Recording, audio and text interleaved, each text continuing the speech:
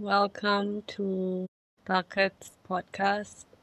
It's such an honor to be here with you and to record our first episode. Yeah, I am so grateful that we are here on this new moon that is quite a threshold, literally from the old to the new.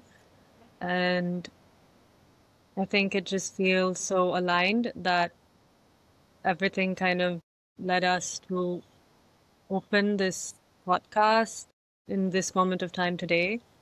And yeah, I'm really glad that we're here right now. Karishma is someone that I have known as a breathwork facilitator for a long while. But then I also saw her transition into Rose work and Rose embodiment work. And I think when I saw that, I felt very pulled and drawn to learn more, to be held by the medicine of the rose, and to receive her transmissions. And I reached out to Karishma about this, I think actually exactly around a year ago. And we opened a container that, in so many ways, I think is what led to also like birthing Taqat into the world and a lot of the work that I'm doing right now. It was because of this deep container that I was really able to meet the depth of my lineage and ancestry and understand more of like what I'm here to do on earth. And this one particular session in the beginning of our journey together of the rose container really planted some big seeds around these themes and topics. And I know that without that, I wouldn't be here right now. So yeah, like to receive your work and your medicine has been such a and such a delight and such an honor, and I'm so grateful that I got to be in that full container with you. Um, I would introduce you as this magical rose fairy, but yeah, I think that's how I see you, and I would love to, give you the space to introduce yourself and all the amazing work you do and who you are. Um, wow, I'm just receiving your and just witnessing your journey and the the reminder of the potency of this work, of what choosing to connect with ourselves deeper and really step into these pathways of inquiry, of exploration, of becoming can do for us, and not just us individually, but for the thread that we're a part of and the collective all at the same time. So thank you for that introduction. Thank you for having me here. It's such a delight to co-create, to use my voice, my presence, and whatever I have been able to experience up until now in my human journey, and whatever calls me to dive deeper into my own, exploration, my own transformations, my own embodiment, inhabitation process in this beautiful vessel, in this space. I see myself as a multifaceted instrument. It's always how I've known myself before I even, got into anything spiritual or wellness related as titles. I was always highly creative, highly curious, very open, very sensitive, uh, and in many ways born at the wrong time is or so I believed, but actually just ahead of time in a way when it comes to cultural, social, individuated consciousness and the paradigms that were in operation in a very ingrained, tangible way. In the 90s at least. I'm a 90s baby. And the leap that the world took, that India took when things opened, the digital age coming in, exposure, access, disposable income. Like I've been a part of that gradiating arc. I've been in the system. I've explored so many different pathways as an artist, as a creator that couldn't find her niche.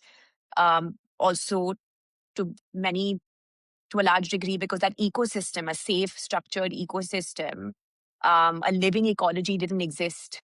And so I spent a lot of my life kind of looking for something I needed and exploring individual fragmented pathways and having hits and misses and failures and successes with different kinds of, um, you know, altered states of consciousness, explorations, and esoteric mediums, and slightly more alternative to mainstream, but not super like stigmatized modalities, practices. And through my long term stint of being a creative executive producer and all the different hats I wore in my journey in that almost decade of you know um, becoming a professional, that led me to that point where I then took a leap of faith in my own soul's calling in so many ways to finally start to address the suffering that I'd always felt and that sense of separation, um, and all the ways that symptomatically called to me through my growing years, coming into this pathway of like spirituality and wellness. Cut to today where it's like I see myself as a multifaceted instrument playing with the different skills and technologies and techniques and practices that I've received, as continuing inheritance from the lineages that I'm vowed to, from the teachers that I've worked with, from the spirit realm. The deeper I go into my practices and my sadhana and the goddess work, and how they continue to weave together to create more beauty, harmony, a new order, to support my intention, my mission, and my purpose. So it's always really beautiful when I'm sitting across clients and co-creators that I may have, as the roles might interchange, to see how purpose is always such a deeply seated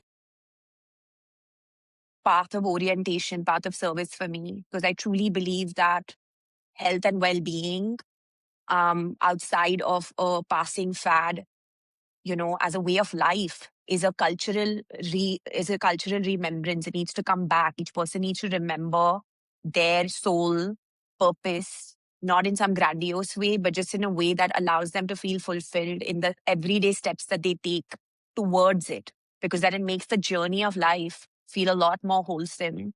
Um, and we get to meet so many different parts of ourselves, aspects of ourselves, generational presences, in order to know what we need to let go of to keep moving forward. So there's a lot of self fulfillment in that path, but it really comes from going inwards. And I find that there's so many doorways we can do that. And so I'm really enjoying growing into practice, mastery of holding different keys, because it meets different people at different seasons of their life and when they need different doorways to enter from.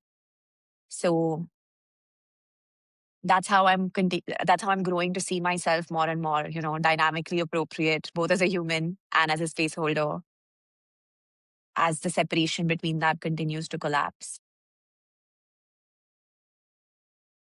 Yeah, I'm with you, and I definitely feel like growth is the only way forward. Like, that is one of the things that's also very much written in like Taqat's mission and vision and what we stand for. And I think that for too long we have perhaps lived in a world where we have been growth orientated and not in a way of internal meets external, but it's always been about just external as a sense of like finding meaning through external things that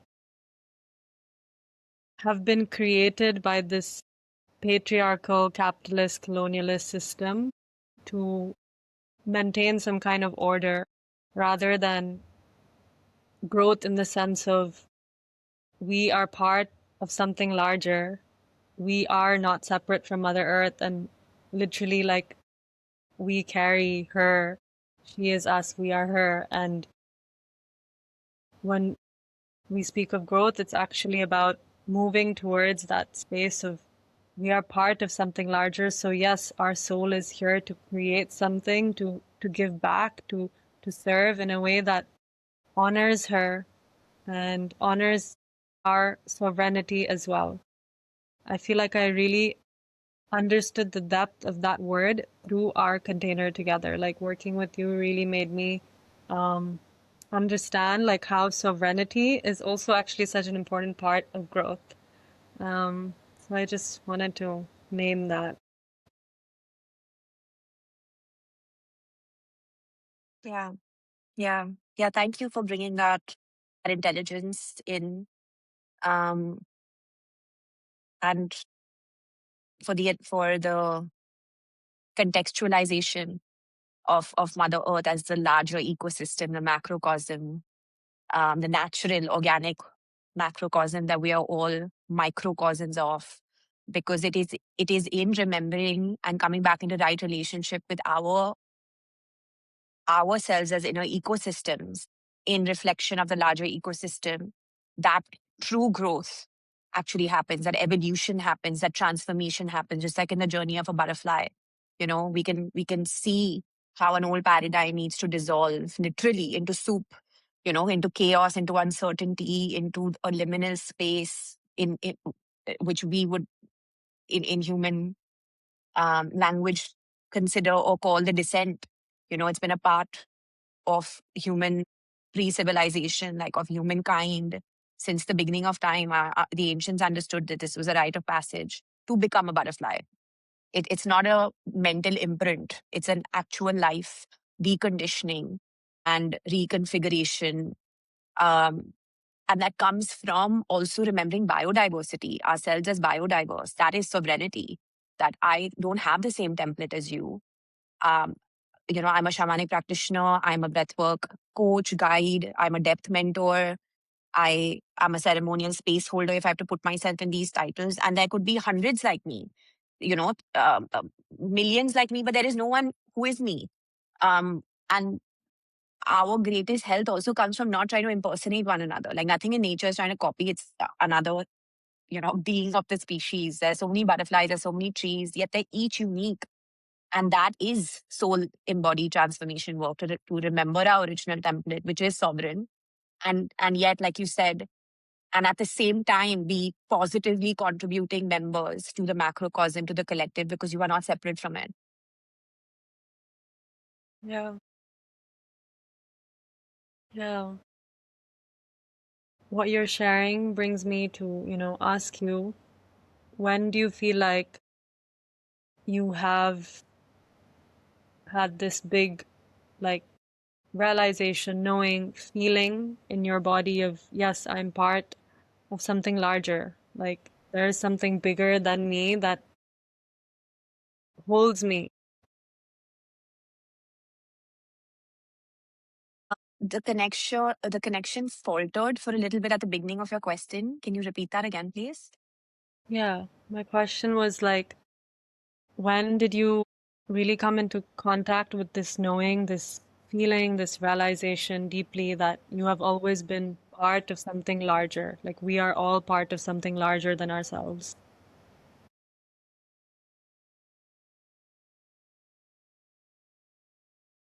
I think my earliest recollection of this sense would be when I was I think I was born with it.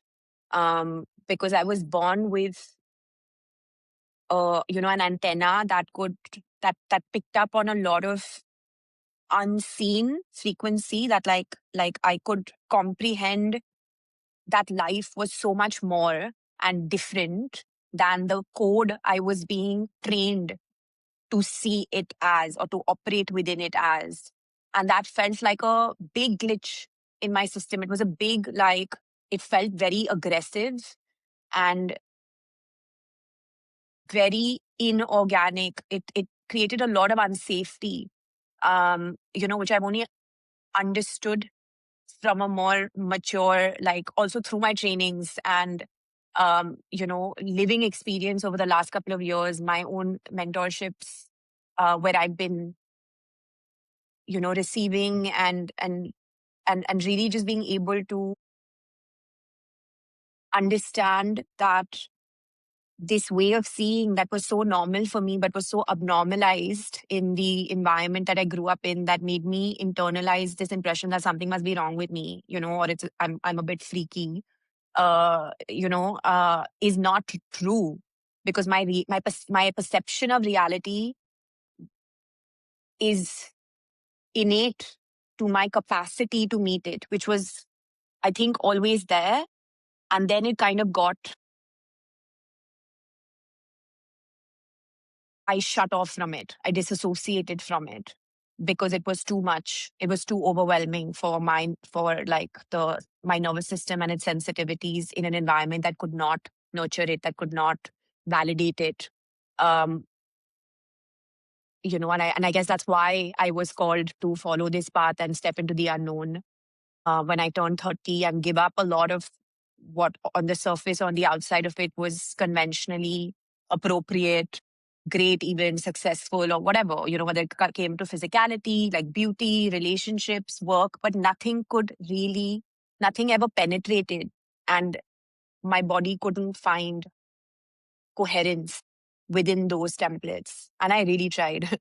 So I believe that if I felt that, I think everyone else does as well. I feel like we're born with that connection and that sight. And it really depends on the environment, the the level of conditioning, the kind of nurture, the level of awareness, and um, the culture that you are, that you have chosen to kind of incarnate in for whatever your developmental evolutionary lessons need to be. So it feels like a gift. And it's felt very challenging to question the status quo in my own consciousness that continues to show up, um, to remember this way again.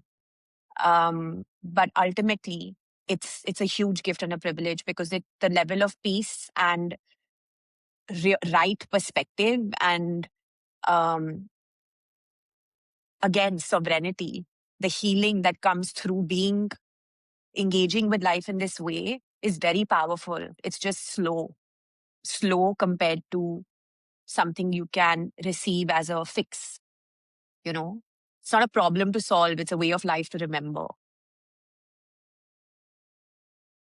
Yeah. I think what you're saying about like it's a way of life to remember in so many ways, like we have forgotten, like as a collective, we have forgotten this essence of divinity that is actually just a fabric woven in everything and everyone around us. And somewhere it feels like what you were saying about, having really tried, like you really tried to fit into those templates. I resonate deeply, like so did I, like, especially as South Asian women who were raised in the 90s, like I think we were kind of in between, like our parents' generation, they had just like experienced this aftermath of like partition in a way, like not like directly, but indirectly, like they're they were children of people who, Wow. yeah, who went through so much displacement, war, and this notion of survival and just like feels like life was built on that. Like it became very much about surviving, getting by, and so many people happen to also thrive through that surviving and getting by. And I think that's what we experienced as like, some of us who grew up in the 90s. Like, in some ways, there was speaking for myself as well, like there was some kind of like privilege of having been in that generation where it's like the aftermath part two. Because it was like our grandparents lived through it. They were really young, and then they grew up, and then there were our parents, and they were getting by. And then somewhere in that getting by, there was this thriving that was happening. And like, it created, in some sense, this, with everything happening in the world as well, I think the way like art, culture, all of that was moving, especially in the West. And I feel like there's also this tendency always of, like India really looking up to the West. And so then all of that, I think, naturally like affects India, even people who don't live in India but are Indian. Like, I grew up outside of India, but in so many ways, there's still so many similarities to um, what you're sharing that I experienced as well. And I think in all of that, there was this like beauty that started to emerge in how we may experience and understand life. But at the same time, there was always this thread of disconnection around this knowing we are part of something larger in the sense of a more meaningful way. Like, even just to bring into the space this notion of like, mm, religion in homes. It feels like somewhere like, um, maybe we have grown up in a time where we have seen, parents have some kind of relationship with like the divine. But I think there's something about like having walked this path of spirituality, growth, wellness, whatever word you want to use, where you start to realize also actually it's not just about like going to a temple because that's what we do. It's actually about like coming into contact with this essence of like divinity that is literally living in us 24/7 and in everyone else around us. And I think Yeah. this latter part, I never actually saw like, people around me really embody or do. Like somewhere meeting divinity became about going to a place and praying and having like langar and coming back home. Yeah. Yeah. Yeah. It's the witnessing and the questioning of a paradigm that has been raised on outsourcing authority, which is the, you know, I want to say fruit, but I mean poison of the patriarchal hold over the collective consciousness for as many thousands of years that it has been, as many decades of thousands of years that it has been in existence. Because that separation of God, like spirit from matter, I use the word God interchangeably with source, with spirit, with nature, with life sometimes, just depending on like the rest of the language that's surrounding my spoken piece or written, you know, um, transmission. So it's less about the word itself, but and more about the essence. Where for me, that is the source of light, as in life, not love and light in this very disembodied, spiritual bypassing um, culture. Also, a culture of spiritual bypassing kind of way. Like that's not what I mean. Like, when I say light, I literally mean like light that is a condition for life to grow, like the sun, solar light, moon, lunar light, the masculine, the feminine. It allows for reflection. And in so many ways, I feel like our capacity, our birthright is spiritual sovereignty, is the remembrance and the recognition of the divine within and the divine without, as above, so below, as within, so without. These are hermetics principles that speak to truly seeing reality, um, which needs certain conditions. It needs a nervous system It needs nervous system health to be a certain way. It needs environmental conditions to be a certain way. It needs systemic conditions to be a certain way as well, because all these layers feed into one another. And that you take the presence of the divine out of the individual and you place it in a static image, the story of which you control, you distort, you control, you make laws, you make morality from, which requires a judge to ordain if something is right or wrong from a very specific set of rules that may not even take, that don't include the wholeness of human nature in them.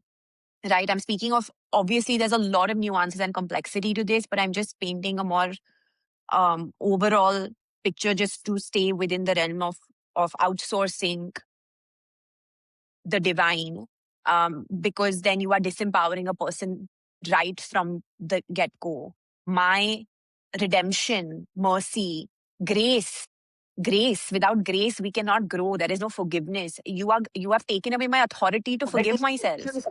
You put it in the hands of someone who could have a political agenda, religious agenda, in the sense of power play, dominance, control, right? It's gone into the hands of a system where it belongs in the hands of the individual. So we've grown questioning that. I also remember so many experiences where just innately, even as a child, I stopped going to temples, even though I devoured theology texts of so many different religions, children's versions of them. Like, this is also my Scorpio ascendant, I think, but also my Plutonian complex. It's like really questioning or going into those spaces of taboo, of stigma, of what we don't see, like what we've just removed from reality to whitewash and sanitize a certain version that keeps the current societal framework alive. And then you go to temples and you see rituals and they have no spirit in them, they have no essence in them. So I think it's part of the evolving consciousness and the paradigm shift that organically that exists in nature as part of the next generation to see this. But then it needs cultivation, it needs conditions to be cultivated, it needs to be protected, it needs gardeners, it needs new institutions and frameworks that support this seed to grow, so that you know um, anti-life forces that want to keep older institutional consciousness alive, older paradigms alive, the power play and the dominance and that hierarchy alive, don't kill it in its maturation phase. And I feel like that's what you're doing through Taqat. That's what I'm doing through Alchemy. That's what so many of us are doing, as reinstating ourselves as individual authorities, as sovereign beings, as institutions in themselves first. Because we have the right to be free thinkers. We have the right um, to devote ourselves to living in a way that allows our humanity to grow within us, in a tangible way. Like, for me, this is worship. And it Mm, doesn't come from perfectionism. It doesn't come from looking at a God that has some exalted qualities that make me feel like I can never reach there. It's like, how do I wake up? How do I make mistakes? Because I don't know everything. How do I show up then to continue to nurture my integrity as I evolve? And because from their compassion, true compassion originates, because I know I'm not perfect. I know that I don't know so much. And my awareness only grows sometimes like, through the mistakes I've made. Like, in the biggest ways, my transformations have been different layers of transformation have been activated by heartbreak, by grief, by pain, by seeing what I couldn't see before, and then wanting to do things differently, and without the divine present in me, I can't do it, because there's no hope. There's no redemption then. Those qualities don't exist in a human being's consciousness that allows them to transform. So imagine what you're taking away from them when you separate source from an aspect of its creation, which is the human being. This is what living this this constant, like, feeding this in the daily acts of exercising sovereignty through these universal laws and divine codes is what living in devotion to Mother Earth, to natural order, to a new order of harmony means to me. As I'm discovering it, as I'm exploring it, it doesn't, I don't have a rule book, nobody does. That's also what being sovereign means. Like, you don't see animals and birds walking around with a code of conduct, but they just know it. They have conscientiousness. So for me, that is conscientiousness and consciousness are the currencies of this new earth that we are building. It's like you have to self check, and you have to inculcate and develop the skills. You have to have a developmental mindset. You have to have a growth oriented attitude so that you can take accountability and responsibility for yourself and for your impact in whatever little ways as you grow. Everybody has their own pace and rhythm, but you can only do that when you understand you're part of something bigger and you have an impact.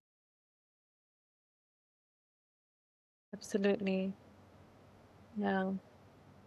And you already touched on this a little bit with what you just shared, but I'd love to know like more deeply if you feel like sharing more on what like living in devotion to and harmony with Mother Earth actually means to you. And how do you see that also as something that perhaps is important in the current time we are in this world where like war, polarization, all of that is just like it's getting worse. Yeah.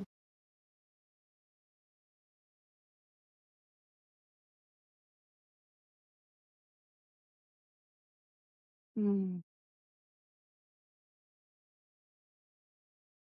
I feel like in so many ways it is what I feed myself um, to reparent, re-educate, heal, enjoy my living experience on a daily basis as little incremental supplementation to cure the amnesia of this forgetfulness. Um, I feel like it's all in the simple acts. It's in the simple acts of reflecting, of connecting with myself. It's in the simple act of creating a sacred space every single day. Like I use this as embodiment language if I'm making a protocol sheet for a client, or um, like we have more formal terminology for this now in the in the healing and the wellness space. Um, but essentially, like, what is the what are we doing? It's like we eat food every single day. You don't just eat a meal once and it satiates your hunger forever. Your body needs consistent nutrition. It has a it has an intake outtake process. It can only take so much that it can digest so that your system can metabolize it. Um, we would otherwise we would toxify ourselves and die when we overeat, when we overindulge. So it's like balance, right? There's something there about balance. How for me, living in devotion to these principles is reminding myself of the principles every day, and then live is cultivating the practices in very ordinary ways that I can sustain over the length of my life, that I can share with other people who might have a range of busyness in their lives because they have different purposes and different output levels and different nervous systems and sensitivities. So something that can be modified, at least that's the way I work in my practice, to meet the needs of the variance in human diversity, in biodiversity, because I'm part of it, and I'm in recognition of it. Um, and that allows people to just continue to deepen in connection with themselves because that's where the devotion arises from. I can't make you more devoted. I can only cultivate the conditions for you, and I can transmit certain teachings or remembrances, and I can hold an energetic field in a way that you come in contact with a certain frequency in my professional work, in my practice. Um, but the embodiment the happens through free will and desire. And if a person brings that in, which is choice, right? If you bring that in and you have these conditions, you automatically start to remember devotion because you are divine. And the divine is devoted to itself in the sense of life is devoted to itself. Life is devoted to life in the simplest ways. Everything in life wants to grow. It's not complicated. It's just a plant might want to grow, but if it doesn't get watered the amount of times it needs, if it doesn't have a healthy soil bed, if it doesn't have someone tending to its needs at the frequency it needs, it will die. We're just like that. So for me, it's reminding myself, it's cultivating the right conditions, and it's showing up in whatever that means on every single day and using the divine qualities that are being cultivated to give myself grace so I can keep showing up, and in that way, I work with other people as well.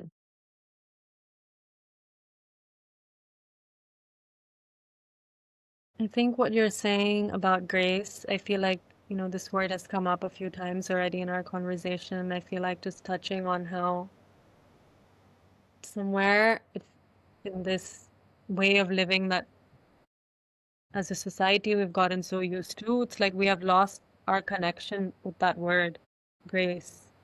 Like, what does it mean to give ourselves grace, to give other people grace, and to move with grace? Like, it feels like we have created in this disconnection, with Mother Earth is actually also, it's just a mirror to a disconnection with ourselves that is so rampant in like the world today. And in that we have forgotten the beauty of grace, like of moving in a slower rhythm, in a rhythm that is more attuned to the cyclical nature of Earth and of seasons, and also honoring and like really appreciating someone else's like rhythm. It feels like somewhere along this patriarchal, colonialist, capitalist world that has been birthed over these decades and actually also I think centuries at this point, yes.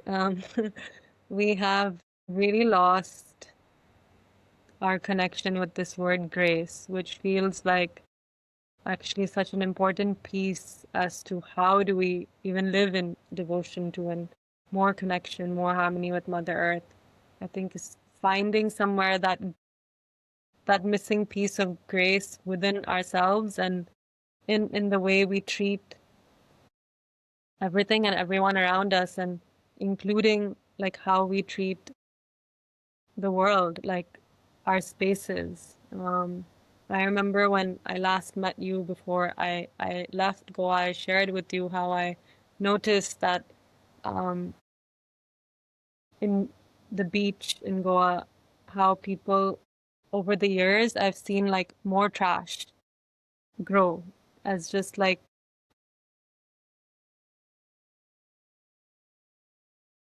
it feels like such a big mirror to how much we don't care about ourselves. Like we don't want to treat this earth gracefully because we don't know how to treat ourselves gracefully. So we are tarnishing her because we are also so used to tarnishing ourselves. And it feels like this is such a simple thing, but actually it is such a huge issue. Even when I think of just like waste problems in India, like there is so much waste just lying around everywhere all the time. And I know that there is a larger thing here and there's a lot of nuance to this topic. There's so much to dissect in this topic alone. But even just as a simple thing as like some like throwing what you have used in its rightful place, like clearly like a huge disconnection has happened in how we experience ourselves as humans on this earth if we can't even do that? Like, if we Yeah. think that it's okay to just leave a packet of chips or a can of beer or whatever else like that's there on the beach these days. Yeah, just felt the need to really like name that in our space today.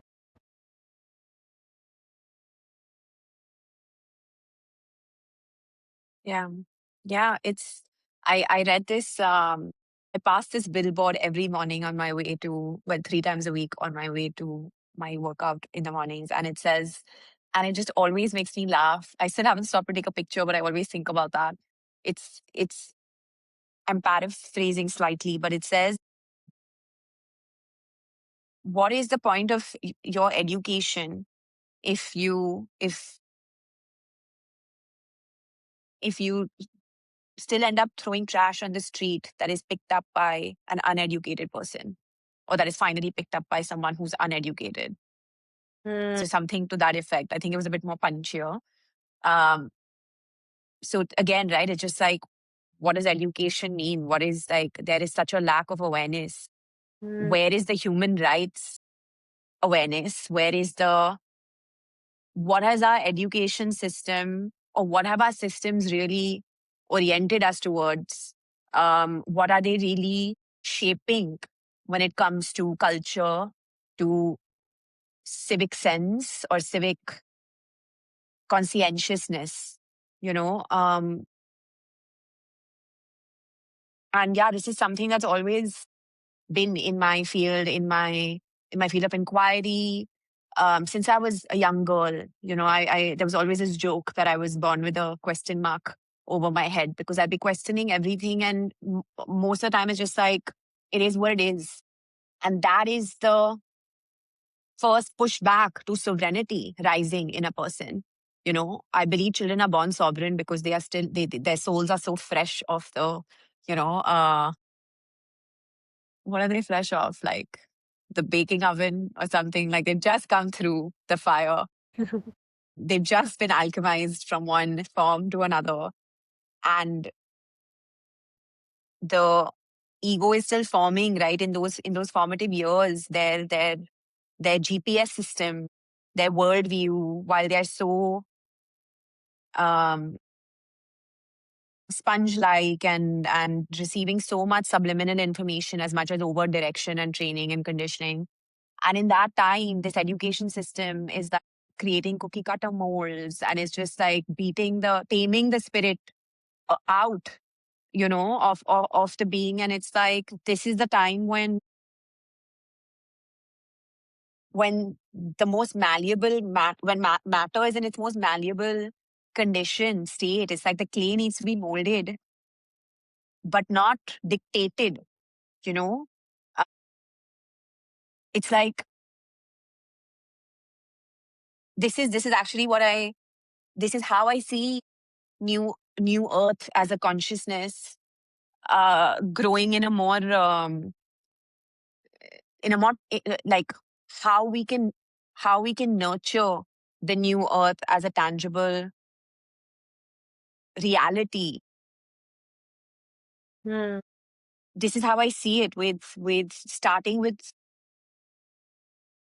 holding spaces for children that are the citizens of this new earth.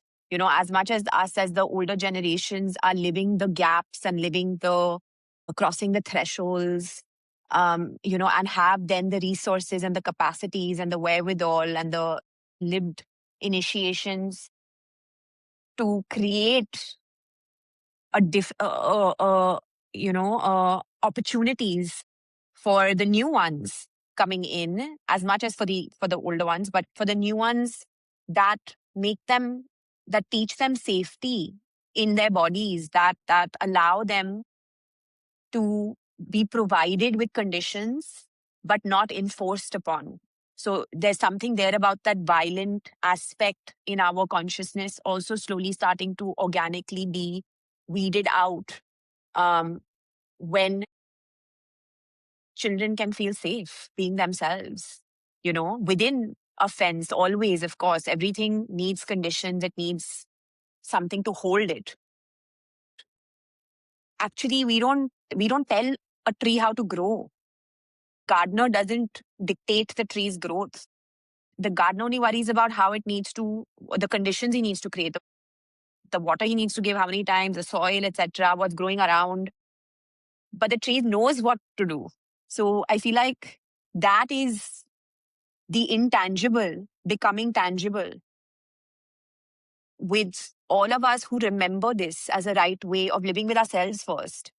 And so we can start to create those conditions, maybe with children, maybe with in spaces where adults are ready and willing to go through deeper healing and come back into this way that is a lot more inclusive, you know, l- a bigger perspective, like more village consciousness, as I call it, because that's very much seeded in Alchemy, my mothership's vision statement. That's how I received it.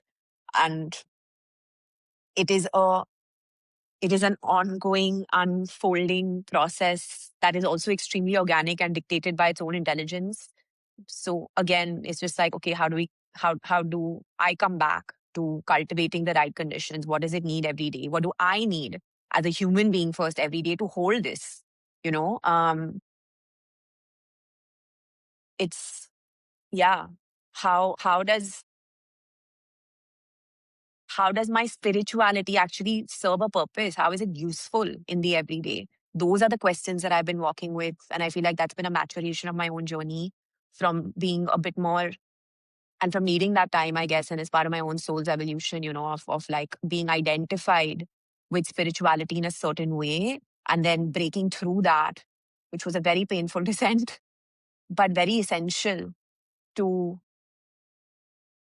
tapping into my inner resourcefulness as a human and divine being at the same time, right here, right now, on the earth, with my feet on the ground and my nervous system moving into and supporting my nervous system to really hold the spirit to to but it all comes back to nurture and love for me as a human, acceptance, compassion, all of these qualities that actually are so human, that need to be humanized in order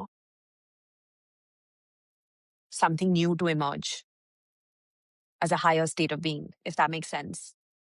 Yeah, It's almost, absolutely. I don't know if that's paradoxical necessarily, but it's something to do with like the tension of opposites and a middle way, real way, self realizing, real, led by both in more harmony. Yeah. Yeah, 100%. And always coming back to source as self, as I think you like to say. I feel like I've read that on your writings. Yeah. I think that somewhere along the way we also created this way of accessing spirituality that almost became like it's like a bit intangible. It's not so grounded and tangible. And perhaps in many ways, like, you know, there is some need of that kind of access to consciousness. But I think, is it serving humanity or fruitful to humanity in the larger sense? That is something I have been sitting with a lot. Like, yesterday we had a gathering of space holders related to Taqat, and something I said that just came out was like, I realized, like, if you're sitting at a kirtan and like singing all these beautiful songs and like experiencing that, like, what's the point of that if not to do something good in the world with that energy? Like, at the end of the day, it almost feels like the reason one should walk on the path of spirituality is to then contribute to larger humanity. Like, it's not to sit and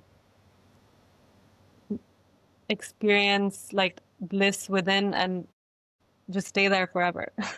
Like, that doesn't feel like a very grounded human way of experiencing our consciousness, actually. So I think what you've just shared and named feels like a very important thing for us to just hold close as well, because I think somewhere I see the essence of Taqat is also this, like normalizing spirituality in a grounded sense. Like we are spiritual beings, so let us become more in contact with our spirit, but also through deep connection with the earth and with our bodies, because none of that is actually separate from each other. Yeah. I would love to ask you if, like, there's anything you wish to share to perhaps people who are watching this, tuning into this, listening to this, as like practices that maybe they can start to incorporate more into their life so that they can build a deeper connection with Mother Earth, a deeper connection with their heart, their self, their body.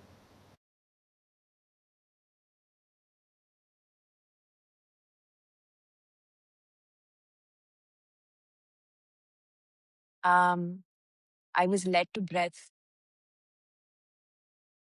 in a moment of my life when I didn't know anything about it. I had not even, I don't think pranayama was also a part of my practice, even though it was widely available in 2020 as a, I guess, as part of a yogic, as part of the yogic tradition. But I was led to breath in under very unusual circumstances. And it was the catalyst for helping me step outside or for outside of rigid structuring within me in order to become freer, to become more liberated in myself. And so there's something there about breath and the chrysalis and the transition of the butterfly to the cat to the sorry of the caterpillar to the butterfly. So I personally have been in a, I think now it's been 45 days of a 10 to 15-minute self-regulating breathwork protocol every morning without fail, even when I was sick. One day I didn't have energy to sit, so I lay down and do it. Uh,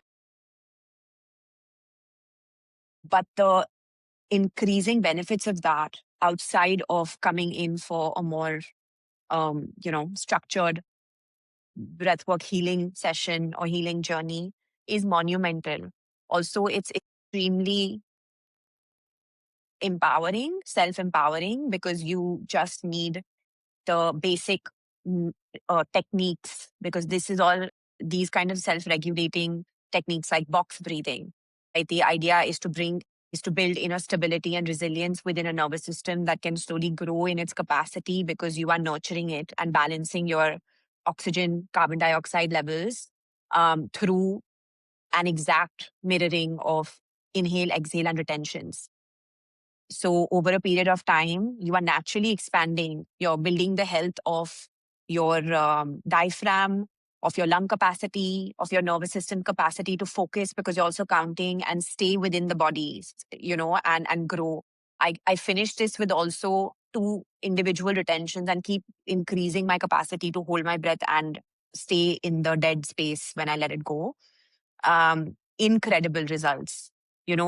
So like simple things like that, box breathing, coherence breathing, which is matching a 5 count inhale to a 5 count exhale. Of course, the exact number of counts can grow depending on your nervous system, on your lung flexibility capacity. But essentially that's really like attuning the electromagnetic field that different parts of your body contribute to, bringing it into more of a vibratory coherence, a stabilization, an equilibrium, so to say, heart, mind, womb, um, just longer exhales for moments when you're overstimulated. Like we are a hardware, we are already a walking instrument that just needs to be tuned every day. Like you would tune a guitar, you tune yourself. So breath is the first way, you know. Feeding in and intention at the beginning before you start, like ideally sitting in one focused place every day, making a little sacred space for yourself, like an altar. I am a huge fan and will die on the hill that says, like self as source, source and self, build a temple to yourself wherever you live with the simplest things, because nobody owns your divine right and your spiritual sovereignty, your right to be creative, your right to connect with the divine within and without.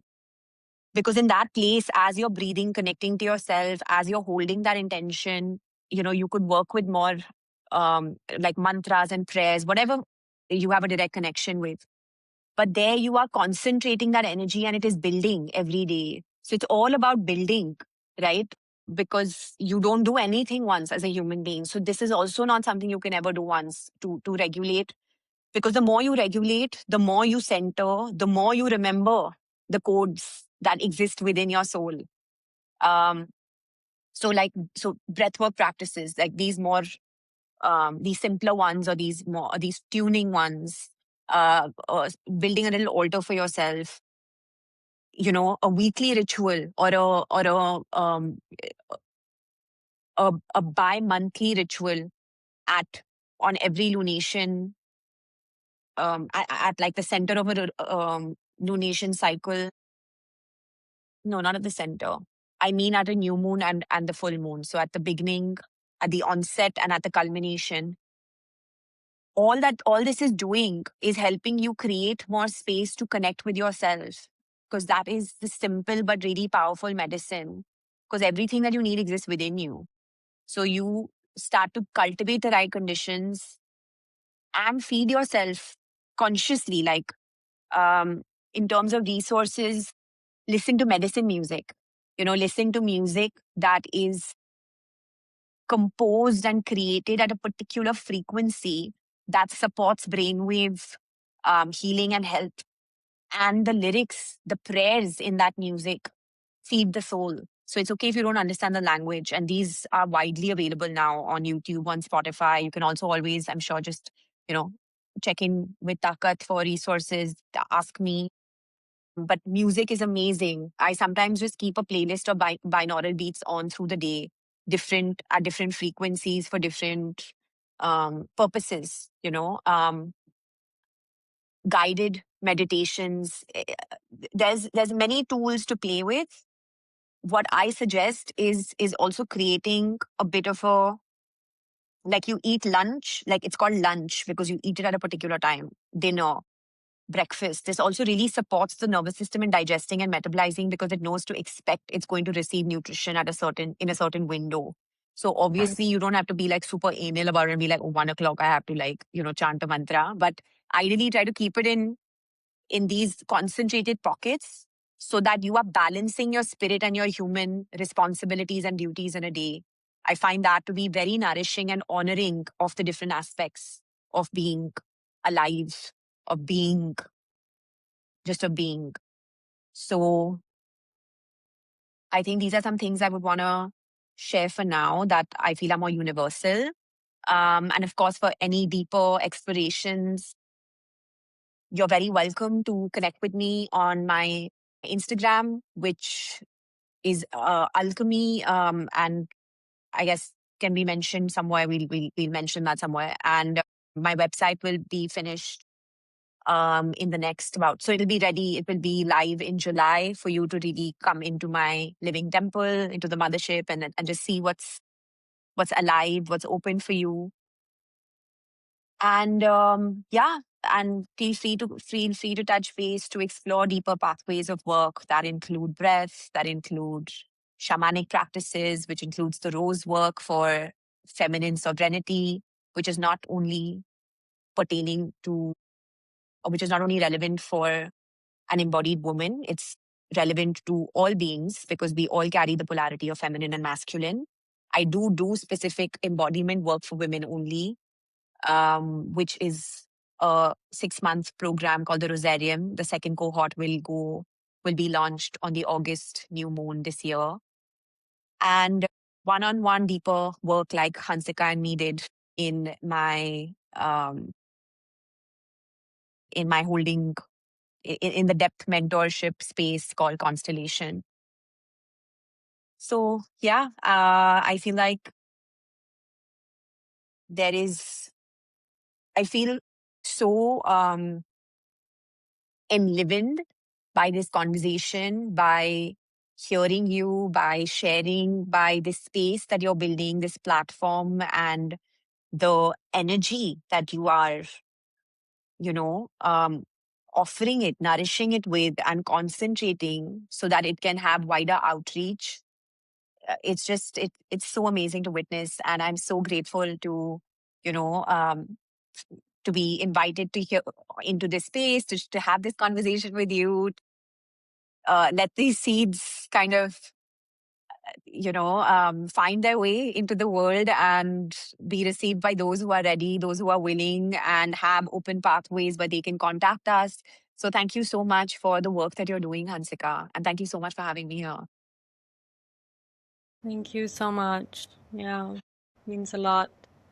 And it's been so beautiful to walk the path with you, the rose path that I walked on with you. And really,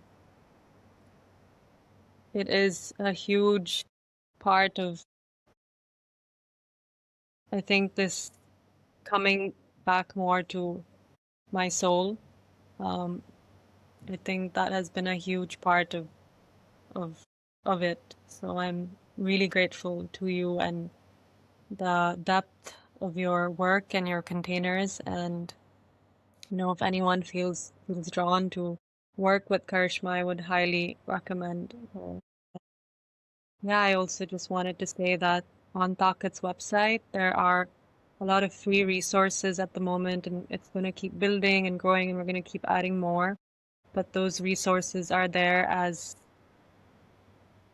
spaces of nurturance and guidance for you to come back closer to yourself. There are meditations, there are guidebooks from different space holders from across the world, and yeah, they're free to access. So please allow yourself to receive that. Thank you, Karishma. Lots of love. Thank you, my love. Thank you for tuning in to everyone who has. Lots of love. Thank you, everyone that tuned in.